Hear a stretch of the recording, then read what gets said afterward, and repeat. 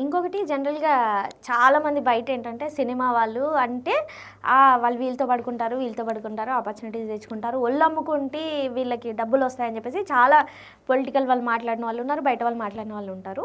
So, ఈ commitment topic అనేది ఇప్పుడు కొంచెం అందరికి ఎలాబరేట్ అయ్యి కొంచెం అండర్‌స్టాండింగ్ లెవెల్ ఉంది. అంతకుముందు కమిట్మెంటా అనేవాళ్ళు మాట్లాడేవాళ్ళు ఉన్నారు. జనరల్‌గా ఇది ఓన్లీ ఆడవాళ్ళనే అలా చూస్తారు. మగవాడొచ్చి ఒక ఆర్టిస్ట్ అయ్యాడంటే మగవాడిని ఎవడు నీచంగా చూడడు. అసలు వాళ్ళని ఏమి అనరు. పోనీ నువ్వు కమిట్మెంట్స్ ఇచ్చావని కూడా అనరు. ఓన్లీ ఆడవాళ్ళు ఇస్తారనేది కూడా ఒక టాపిక్ ఉంది. మగవాళ్ళేంటి, ఆడవాళ్ళేంటి, అసలు కమిట్మెంట్ స్టోరీ ఏంటి? ఇప్పటికే రన్ అవుతుంది అది. మీరు వచ్చిన స్టార్టింగ్ అప్పటి నుంచి ఇప్పటి వరకు సిచ్యుయేషన్‌షిప్స్, డిమాండింగ్ షిప్స్, అంటే ఈ రిలేషన్‌షిప్‌ని ఈ షిప్స్ అంటారు కాబట్టి ఈ షిప్స్ ఏంటి? ఫస్ట్ ఆఫ్ ఆల్ ఏంటంటే తెలుగు ఇండస్ట్రీలో ఇప్పుడు ప్రజెంట్ గతంలో ఉండయి లేవు అనేది నేను స్ట్రాంగ్గా చెప్పను. ఎందుకంటే ఒక లేదు రెండు బయటకు వచ్చి సోషల్ మీడియాలో వైరల్ అయినాయి. లేవు అని నేను అన్నాను గతంలో, కానీ ఇప్పుడు అలా లేదు. చాలా క్లియర్గా ఉంది తెలుగు చలనచిత్ర పరిశ్రమ. కమిట్మెంట్లో కానీ వేరే విషయాల్లో కానీ ఏవి లేవు. ఎందుకంటే ఇలా వస్తున్న ఆర్టిస్టులు కూడా ఏంటంటే ఇన్స్టాగ్రామ్లో కానీ ఫేస్బుక్లో కానీ రీల్స్లో కానీ చాలా డెవలప్ అయ్యి వాళ్ళ యాక్టింగ్ స్కిల్స్ని తీసుకొని ఈరోజు ఇండస్ట్రీకి వచ్చేస్తున్నారు. గతంలో అనేది ఇలా ఉండేది, వచ్చి ఆఫీస్లో వచ్చి ఆడిషన్స్ అవి ఉండేవి. ఇంకోటి కూడా ఏంటంటే ప్రొడ్యూసరు ఎంత బడ్జెట్ పెట్టాలా, ఎక్కడ పెరుగుతుంది, ఎక్కడ తగ్గుతుంది, ఇంకేం రాజీ పడుతున్నామా, డైరెక్టర్ ఏమైనా రాజీ పడుతున్నాడా ఏందనేది ప్రొడ్యూసర్ ఆలోచనలో ఉంటున్నాడు. రెండోది డైరెక్టర్, ఇంకోటి కూడా ఏంటంటే కమిట్మెంట్ ఆడటానికి డైరెక్టర్ కాడికి ఒక ఆర్టిస్ట్ అనేది ఎవరు వెళ్ళరమ్మా. ఎందుకంటే డైరెక్టర్ అనేది మెయిన్ హీరో ఆర్టిస్టులు వాళ్ళ ఆలోచనతోటే ఉంటారు. తర్వాత సపోర్ట్ క్యారెక్టర్స్ ఏవైతే ఉన్నాయో అది అసిస్టెంట్ డైరెక్టర్, కో డైరెక్టర్ చేతుల్లోనే ఉంటాయి. అతను ఫైనల్ చేసుకొని సార్ డైరెక్టర్ గారు మేము ఈ అమ్మాయి అనుకుని ఓకే ఈ అమ్మాయి అనుకున్నారా, ఈ ఆర్టిస్ట్ అనుకున్నారా, వెళ్ళిపోదాం అంటారే కానీ ప్రత్యేకంగా ఒక అమ్మాయి వచ్చిద్ది మనం ఆ అమ్మాయిని కమిట్మెంట్ అడగాల అని నేను సినిమా తీయను కదా. ఓకేనా, నేను ఏదైతే ఒక కథ ఎంచుకున్నానో ఆ కథ ఎలా తీయాలి, ఎంత త్వరలో తీయాలి, ఎంత త్వరగా థియేటర్ రావాలి, ఎప్పుడు సక్సెస్ అనే మాట నేను చెవి ఎప్పుడు వినాలి అనే దీంట్లోనే ఉంటాం. మీరంటే హార్డ్ వర్క్ చేస్తారు, డబ్బుల వాల్యూ తెలుసు, సినిమా వాల్యూ తెలుసు, ఇన్ని సంవత్సరాలు ఉన్నారు కాబట్టి కొందరు ఏకాదటిన ఫస్ట్ సినిమా తీయరు, ఇలాంటి టాపిక్సే మాట్లాడి ఓన్లీ ఆఫీసులు పెట్టి రన్ చేసే వాళ్ళు కూడా ఉన్నారు. మీరు చూసే ఉంటారు, వినే ఉంటారు ఈ టాపిక్స్. పోయిన ఆర్టిస్ట్ తెలిసిద్ది ఇది సినిమా ఆఫీసా ఇంకొక ఆఫీసా అని. సినిమా ఆఫీస్ కాదనుకున్నప్పుడు నువ్వు బయటకు వస్తే నీకు ఏ ప్రాబ్లం ఉండదుగా. నువ్వు అక్కడికి వెళ్ళి కూర్చోవటం ఎందుకు, అక్కడ మాట్లాడటం ఎందుకు, అక్కడ ఉన్న పరిస్థితులు ఎందుకు. ఇంకోటి సినిమా తీసే వాళ్ళకి సినిమా తీనే వాళ్ళకి చాలా తేడాలు ఉంటాయి. ఫస్ట్ ఆఫ్ ఆల్ ఆఫీస్కి వెళ్తే ఆ ఎఫీరెన్సే వేరుగా ఉంటుంది. ఫస్ట్ అక్కడ ఎలా ఉంటుందంటే ఒక కుర్రోడికి ఒక 50 రూపాయలు ఇచ్చి అరే 5 టీలు 8 గ్లాసులు తీసుకొని రా అంటాడు. ఓకేనా, అలాంటి ఆఫీసులకి మీరు వెళ్తున్నారు, అది మీ తప్పు, అది మీరు చూసుకోవాలి. ఎందుకంటే సినిమా తీసేవాడు అలా పంపిడు, అలా ఉండదు. సినిమా ఆఫీసులు అంటే ఎంత పవిత్రంగా ఉంటాయి. మీరు ఏ ఆఫీస్ కానీ వెళ్ళండి, స్టార్టింగ్ వినాయకుడి బొమ్మ ఉంటుంది, అక్కడి నుంచి వెళ్తే ఎంతో ప్రశాంత వాతావరణం ఉంటుంది. ఒక పక్క డైరెక్షన్ డిపార్ట్మెంట్, ఒక పక్క ప్రొడ్యూసరు, ఒక పక్క స్టాఫ్, ఒక పక్క ఆర్టిస్టులు, అలా ఉంటుంది. అక్కడ ఎవరు టైం ఉండదు, వచ్చిన ఆర్టిస్టులు ఆడిషన్లు తీసుకునే టైమే ఉండదు. అలాంటిది ఈరోజు ఎవరో రాజకీయ నాయకులు లేకపోతే ఎవరో వచ్చి ఇలా ఉంది అలా లేదు. మీరు అవసరమైతే మీరు రండి, మీరు ఏ సినిమా ఆఫీస్కి వస్తారో ఆ సినిమా ఆఫీస్కి రండి, నేను చూపిస్తాను. ఆ తర్వాత మీరు మళ్ళీ మాట్లాడండి. మీకు ఈరోజు వాయిస్ ఉంది కదా సోషల్ మీడియాలో, మనం ఏది మాట్లాడిన వెళ్ళిపోద్ది కదా, నా వెనక అండబాలం ఉంది ఖండబాలం ఉంది అనుకుంటే అది చాలా తప్పు. ఎందుకంటే వాస్తవాలు కూడా మీరు తెలుసుకోవాలి కాబట్టి మీరు రండి. ఏ ఆఫీసులో ఏ ప్రొడ్యూసర్ తప్పు చేసి ఏ డైరెక్టర్ తప్పు చేశాడు మీరు రండి, నేను తీసుకెళ్తాను. దాన్ని బట్టి తర్వాత మీరు మాట్లాడండి. అప్పట్లో కొన్ని అంటే ఎక్కువగా తెలియదు కానీ కొన్ని బన్నీవాసు గారి విషయంలో పోయే సునీత అని ఒక ఆవిడ బయటకు వచ్చి ఇంటర్వ్యూలు ఇచ్చింది. దాని తర్వాత శ్రీరెడ్డి గారు మళ్ళీ అక్కడ ఫిలిం ఛాంబర్ ముందు కొంచెం రచ్చ చేశారు. అంటే ఇలాంటి కైండ్ ఆఫ్ కొన్ని విన్నాం కదా, అందుకని చెప్పేసి వీటికి ఏమంటారు? గతంలో ఏంటంటే ఎవరన్నా ఉంటే ఒక స్నేహం చేసి ఉంటారు. స్నేహంలో ఏంటంటే వీళ్ళు ఎక్కువ ఊహించుకొని ఉంటారు. నేను హీరోని అయిపోతున్నాను, లేకపోతే ఒక ఆర్టిస్ట్ని అయిపోతున్నాను, లేకపోతే ఇంకేదన్నా అవుతున్నాను, అలా ఎక్కువ ఊహించుకొని అక్కడ ఏదైనా రిలేషన్స్ అయిపోయి ఆ ఆవేశంతో అనుకొని తర్వాత కూడా వాళ్ళు కూడా చాలా వాటికి ఫీల్ అయ్యి ఉంటారు, మేము తొందరపడ్డాము అనేది వాళ్ళలో కూడా ఉండి. మోసం చేసే వాళ్ళకంటే మోసపోయే వాళ్ళది ఎక్కువ తప్పంటారు. అక్కడ దాకా ఎందుకు పోవాలంటున్నాను నేను ఈరోజు. నేను అన్నాను అక్కడ దాకా వెళ్ళటం ఎందుకు. నువ్వు స్టార్టింగ్లోనే ఒక సినిమా ఇప్పుడు నా ఆఫీస్కి నువ్వు వచ్చావు, నేను ఆడిషన్ చేయాల్సింది ఎవరు, అసిస్టెంట్ డైరెక్టర్, నేను ఫైనల్ చేయాల్సింది కో డైరెక్టర్. ఆ తర్వాత డైరెక్టర్ గారి టేబుల్ మీద నీ ఫోటోను నీ వీడియోనో పోయింది. ఓకేనా, అక్కడి నుంచి నువ్వు వెళ్ళిపోతావు, నీ కాంటాక్ట్ నెంబర్ ఒకటి మెయిల్లో ఉంటుంది, ఓకే. ఆ క్యారెక్టర్ వచ్చినా నీకు ఫోన్ చేసి నువ్వు ఆఫీస్ నుంచి వస్తావు, ఆ నుంచి లొకేషన్కి వచ్చేస్తావు, అంతవరకే జరుగుతుంది. ఓకేనా? దీనికి మించి నెక్స్ట్ లెవెల్లోకి నువ్వు ఎప్పుడైతే ఎక్కడ కమ్యూనికేషన్ మెయింటైన్ చేస్తున్నావో అక్కడ నీకు ప్రాబ్లం స్టార్ట్ అయింది. ఓకే. నువ్వు ఒక ఆర్టిస్ట్గా వస్తే నువ్వు ఆర్టిస్ట్గా నిలిపోతావు. ఇంకేదన్నా వచ్చావు అనుకోండి అది వేరే విధంగా. అసలు లేదని చెప్పా కదా నేను.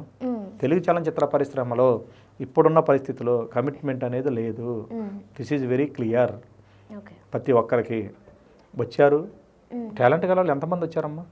ఇన్ని సినిమాలు హిట్ అవుతున్నాయి, చిన్న సినిమాలు, పెద్ద సినిమాలు. సార్ ఇంకొక డౌట్ కూడా ఉంది సార్ నాకు యాక్చువల్గా. చాలామంది మెయిన్ థియేటరీ ఆర్టిస్ట్ అవ్వచ్చు, లేదంటే కష్టపడి ఫోటోలు తిరిగి ఆడిషన్స్ ఇచ్చే ఆర్టిస్టులు అవ్వచ్చు, వాళ్ళందరికీ జెన్యున్ టాలెంట్ ఉన్న ఆపర్చునిటీ ఇవ్వకుండా ఇన్స్టాగ్రామ్లో ఎవరైతే డబ్ స్మాష్లు చేస్తారో, లేదంటే కొంచెం క్లీవేజ్ చూపిస్తారో, లేదంటే నడుము చూపిస్తారో, లేదంటే ఇంకొంచెం అదే డ్యాన్సులు, ఇవి ఇన్స్టాగ్రామ్ వాళ్ళకి ఎక్కువ ఆపర్చునిటీస్ ఎక్కువయ్యాయి.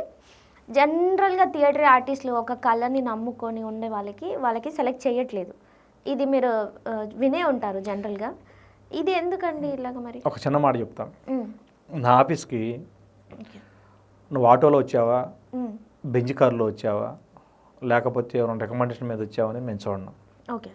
నాకు ఏదైతే క్యారెక్టర్ ఉందో ఆ క్యారెక్టర్ మీకు సూట్ అయ్యి ఈ క్యారెక్టర్కి ఆ అమ్మాయి సెట్ అయ్యిద్ది అనుకుంటేనే పిలిచిస్తాము తప్ప నువ్వు ఆర్థికంగా ఉన్నావనో, లేకపోతే నువ్వు ఎక్స్పోజింగ్ చేసేవనో, లేకపోతే రేపు ఇంకొద్ది ఎక్స్పోజింగ్ ఎక్కువ చేస్తావనో ఇది అనేది ఉండదమ్మా. నేను ఒక మైండ్లో ఈ క్యారెక్టర్కి ఈ అమ్మాయి బాగుంటుంది అని నేను ఒక డైరెక్టర్ పాయింట్ ఆఫ్ వ్యూలో అనుకుంటే ఆ అమ్మాయిని అలానే చూస్తాడు. ఆ అమ్మాయిని పిలుచుకుంటాడు ఎంత దూరం ఉన్నా ఎక్కడ ఉన్నా సరే. ఓకేనా? అంతేగాని ఆ ఆర్టిస్ట్ ఎక్స్పోజింగ్ చేస్తుందానో, లేకపోతే ఆర్టిస్ట్ మాట్లాడుతుందానో, లేకపోతే రిచ్ కిడ్ అనో, లేకపోతే పూర్ కిడ్ అనే ఉండదు. మీరు ఈ థాట్స్లో ఉన్నారు, కానీ జనరల్గా కార్లో వస్తే ఒకలాగా, డ్రెస్ సెన్స్ బాగుంటే ఒకలాగా, మాట్లాడే విధానం. ఇప్పుడు నేను ఎగ్జాంపుల్ తెలుగు మాట్లాడుతున్నాను, పోనీ నేను ఇంటర్వ్యూ మొత్తం మీతో ఇంగ్లీష్లోనే మాట్లాడితే, లేదంటే అదే కార్లో, లేదంటే మనం వేసుకున్న ఆర్నమెంట్స్ సంథింగ్ ఇవన్నీ వాటిని బట్టి వాల్యూ ఇస్తున్నారా లేదా సార్? నిజం చెప్పండి. ఆడియన్కి మీ పర్ఫార్మెన్స్ కావాలి.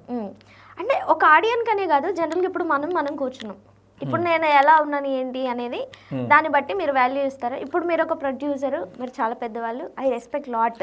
ఇది ఎందువల్ల వచ్చింది? మీ పొజిషన్ వల్ల వచ్చింది, మీరు వేసుకునే బట్టల వల్ల వచ్చింది, మీరు మాట్లాడే ప్రతి మాట ఒక తెలిసి ఒక అనుభవంతో చెప్తారనే మాట వల్లే కదా వచ్చింది.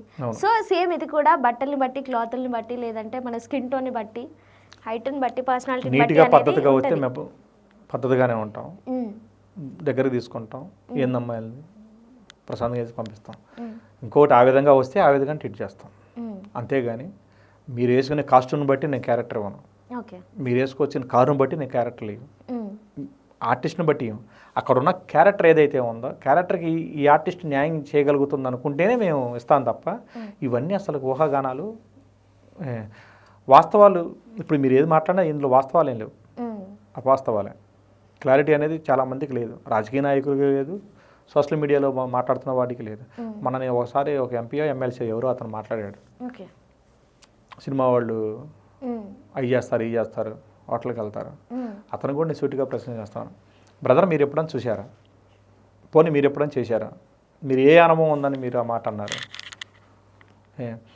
ఎందుకంటే మన ఇంట్లో కూడా ఆడవాళ్ళు ఉన్నారు, మనకి అక్క చెల్లెలు ఉన్నారు. ఎప్పుడైనా మీరు సోషల్ మీడియాలో సినిమా వాళ్ళ మా మీద మీరు ఏదన్నా ఒక అపవాదం వేసేటప్పుడు మీ ఫ్యామిలీలో కూడా లేడీస్ ఉన్నారని ఒక్కసారి ఆలోచించుకొని ఒక మాట మీరు మాట్లాడితే బాగుంటుంది అని నేను అనుకుంటున్నాను. ఈ విషయంలో మీ మనసు ఏదైనా ఒప్పిస్తే సోషల్ మీడియా పరంగా ఈ వీడియో పరంగా మీకు సారీ చెప్తున్నాను. సో జనరల్గా ఇప్పుడు మనము ప్రొడక్షన్ గురించి మాట్లాడుకున్నా, వేరే ఇతర ప్రొడక్షన్ల గురించి మాట్లాడినా, మీ చేతిలో మీ ప్రొడక్షనే ఉంది. ఐ మీన్ అంటే మీరు ఆర్టిస్ట్గా కొన్ని సినిమాలు చేశారు, and me best friends buddies అనుకోవచ్చు ఒకనొక టైంలో చాలామంది ఉన్నారు. అదంతా సెకండరీ మాట్లాడుకుంటే ఫస్ట్ మీ ఆర్టిస్ట్గా మీరు ప్రస్తుతానికి ఏం చేస్తున్నారు, ఏంటి, ఎలా స్టార్ట్ అయింది? ప్రజెంట్ ఒక 2 సినిమాల్లో చేస్తున్నాం, మంచి క్యారెక్టర్స్. సంక్రాంతి కాడి నుంచి 2-3 ప్రాజెక్టులు ఉన్నాయి. అయితే మేము థియేటర్కి చూడొచ్చు అనమాట. 100% ఉంది, 100% ఉంది. 2 అయితే చేస్తున్నాం, అయిపోయింది, పోస్ట్ ప్రొడక్షన్లో ఉన్నాయి. సంక్రాంతి అయిపోయిన తర్వాత ఇంకొక 3 మూవీస్ రన్నింగ్లో అయిపోయి శివరాత్రి టైంకి వెళ్ళిపోతా. ఆన్ లొకేషన్లో నేను ఉంటాను, పర్లేదు. ఆర్టిస్ట్గా కెరీర్గా ఇప్పుడే స్టార్ట్ చేశాను కాబట్టి నాకు రన్నింగ్ బాగానే ఉంది, ఇబ్బంది లేదు. అంటే ఆర్టిస్ట్గా చేయాలని ఎలా ఇంట్రెస్ట్ వచ్చేసింది? అంటే సడన్ ఫస్ట్ ఆఫ్ ఆల్ ఏంటంటే నాది నాటక రంగం. నాకు చిన్నప్పటి నుంచి ఏంటంటే మా గ్రామ చుట్టుపక్కల కానీ ఎక్కడైనా సరే స్టేజీ నాటకాలు ఉంటే నేను ఎక్కువగా వెళ్తుండేవాడిని. ఓకే. దాని మీదే ఆ ఇండస్ట్రీకి రావడం జరిగింది. కొన్నాళ్ళు ప్రొడక్షన్లో పనిచేయడం జరిగింది. ఇంకా అక్కడి నుంచి ఈరోజు నాకున్న సర్కిల్, నాకున్న రిలేషన్స్ వాళ్ళ వల్ల నేను మళ్ళీ ఈరోజు ఓకే. యాక్టింగ్ చేయాల్సి వచ్చిందే తప్ప ఈ యాక్టింగ్ అనేది ఒక పార్ట్. ప్రొడక్షన్లో పనిచేయటం అయితే ఒక ఎగ్జిక్యూటివ్గా లేదా ఒక మేనేజర్గా లేదా పనిచేయటం ఒక వ్యక్తి అయితే ఆర్టిస్ట్గా అనేది ఒక పార్ట్. కానీ నాకు ఇష్టం. సో ఇండస్ట్రీలో ఎవరైతే టాప్ మోస్ట్ డైరెక్టర్లు ఉన్నారో బివి వినాయక్ గారి దగ్గర నుంచి, శ్రీను వైట్ల గారి దగ్గర నుంచి, వశిష్ఠ గారి దగ్గర నుంచి ఇంకా చాలా మంది డైరెక్టర్స్ ఉన్నారు టాప్లో ఉన్న వాళ్ళు. అంటే ఈ సినిమాలలోకి వెళ్ళాలని అంటే మీకున్న చనువుకి కానీ వచ్చేసేయి అంటే కానీ అంటే ఎప్పుడు అలాంటి సందర్భాలు రాలేదా? లేదంటే మీ బాండింగ్స్ ఎలా ఉంటాయి, మీ సపోర్ట్స్? అండ్ శ్రీను వైట్ల గారు లవ్ మ్యారేజ్ కూడా చేసుకున్నారంట అప్పట్లో. మీరేమైనా సపోర్ట్ అందించారా? ఇవన్నీ విన్నాను. మీరేమైనా చేశారా అప్పట్లో? యుద్ధాలు ఏం లేవండి. వినాయక్ గారు పెద్ద గొప్ప వ్యక్తి.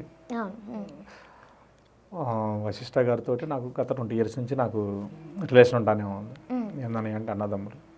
సేమ్ టైం ఏ డైరెక్టర్తో ఉన్నా ఎలా ఉన్నా సరే మనసు నేనంటూ ఏంటనేది ప్రూవ్ చేసుకుంటే డెఫినెట్లీ వాళ్ళు సినిమాలు స్టార్ట్ అయినప్పుడు నాకు 100% ఫస్ట్ నాకే ఇంపార్టెన్స్ ఇస్తారు. ఎందుకంటే నాకు వాళ్ళకున్న రిలేషను బట్టి ఉంటుంది. తర్వాత వాళ్ళకు కూడా కొంచెం గ్యాప్ ఉంది. ఇప్పుడు వశిష్ఠ గారిది విశ్వంబర బ్లాక్ బాస్టర్ మూవీ రేపు సమ్మర్లో వస్తుంది. బింబిసార ఎంత అయితే హిట్ అయిందో విశ్వంబర 2 అంతలో ఉంటుంది. కానీ వినాయక్ గారు త్వరలో మళ్ళీ ఒక మంచి ప్రాజెక్టు, పెద్ద ప్రాజెక్ట్ స్టార్ట్ చేస్తున్నాడు. దాంట్లో అవకాశం ఉంటే నేను 100% చేస్తాను. సేమ్ టైం ఆర్టిస్ట్గా నాకు ఇబ్బంది ఏం లేదు. ట్రావెలింగ్ బాగానే ఉంది, చేస్తాను. ఎంత రిలేషన్ శ్రీను వైట్ల గారైనా ఎవరైనా సరే రిలేషన్ అనేది పరిచయాలనే ఉన్నాయి. నేనంటే ప్రూవ్ అయిన తర్వాత అప్పుడు వాళ్ళు అక్కడికి వెళ్ళిపోతారు. ఓకే. అంటే మీరు వాళ్ళ స్టార్టింగ్ స్టేజ్ దగ్గర నుంచి వాళ్ళు టాప్లో ఉన్న స్టేజ్ వరకు మీరు చూస్తున్నారు, స్టార్టింగ్ 0 నుంచి టాప్ వరకు. అప్పుడు ఎలా ఉండే ఈ సిచ్యువేషన్స్, వాళ్ళ మైండ్ సెట్స్ కానీ, వాళ్ళు అంటే ఎక్స్పెక్ట్ చేశారా ఇంత టాప్ మోస్ట్? ఎప్పుడైనా మీతో డిస్కస్ చేయడం కానీ అంటే మనం చాలా నేను ఇండస్ట్రీకి వచ్చేసరికి వినాయక్ గారు తెలుగు చలనచిత్ర పరిశ్రమ టాప్ డైరెక్టర్. నేను ఇండస్ట్రీకి వచ్చేసరికి కంటిన్యూ ఇట్లా మామూలు చిన్న చేయి కాదు, అది కానీ చెన్నకేశ్వర రెడ్డి కానీ ఢిల్లీ కానీ block buster. Same time Srinu Vaitla గారు కూడా అప్పటికి నేను ఇండస్ట్రీకి వచ్చి 2-3 సినిమాలు చేసేసారు. అప్పుడు అతను టాప్ 5లో 1-2 ప్లేస్లు. శ్రీను వైట్ల గారిది, వినాయక్ గారిది. వశిష్ఠ గారిది అంటే గత 5 years నుంచి ఆయన ఈరోజు టాప్ డైరెక్టర్ ప్లేస్లోకి వచ్చేసాడు. వీళ్ళతో నా ట్రావెలింగ్ అనేది స్టార్టింగ్ నుంచి 2001-2002 నుంచి ట్రావెలింగ్ అనేది ఉంది. నేను ఆర్టిస్ట్గా ట్రై చేసింది ఈ మధ్య కాలంలో. నేను అప్పుడు దాకా నేను ప్రొడక్షన్లో పనిచేశాను, అందరి దగ్గర పనిచేశాను, ప్రొడక్షన్లోనే పనిచేశాను. అది అసలు ఆ ప్రొడక్షన్ అనేది ఆ హెక్టిక్ ఎలా భరించారు? ఎంత కామ్ అండ్ కూల్గా ప్రశాంతంగా ఉన్నారు? అసలు అంత హెవీ షెడ్యూల్స్ అన్నీ చూసుకోవాలి, రకరకాలుగా ఉంటుంది ప్రొడక్షన్ అంటే. లొకేషన్లో ఎంత హార్డ్ వర్క్ ఉన్నా ఏదున్నా సరే ఒక ప్రొడక్షన్లోకి వచ్చేసరికి మేము 4-5 members ఉంటాం. అందరికంటే చిన్నవాడు నేను, ఎందుకంటే నేను కంపెనీ తరపు నుంచి ఉంటాను. కంపెనీ తరపు నుంచి ఉంటాను. కంపెనీలో చిన్న పనైనా పెద్ద పనైనా నేనే చూసుకుంటాను. లొకేషన్లో మేనేజర్లు వేరు, కంపెనీ మేనేజర్ వేరు. కంపెనీ మేనేజర్ అంటే లొకేషన్ మేనేజరు ఎర్లీకి వెళ్ళిపోతాడు, ఎర్లీకి వచ్చేస్తాడు. కానీ కంపెనీ తరపు నుంచి నేను అలాంటి 24 hours వర్క్ ఉంటానే ఉంటుంది. నేను చేసుకుంటూ వెళ్ళిపోతూ ఉంటాను. నాకు అంటే ఇంకొక గొప్ప విషయం ఏంటంటే నాకు ఎక్కువ ప్రెజర్స్ ఏమి ఉండవు, ఎందుకంటే నేను కంపెనీ తరపున మనిషిని కాబట్టి. అలానే నాకు ట్రావెలింగ్ బాగా జరిగింది. 25 yearsలో నేను ఏ రోజు కంగారు పడి టెన్షన్ పడి అనేది ఎప్పుడు లేదు. ఇలానే ఉంటాను, ప్రశాంతంగా కూర్చున్నాను, కూల్గానే సినిమాలు చేస్తాను, కూల్గానే ఉంటాను.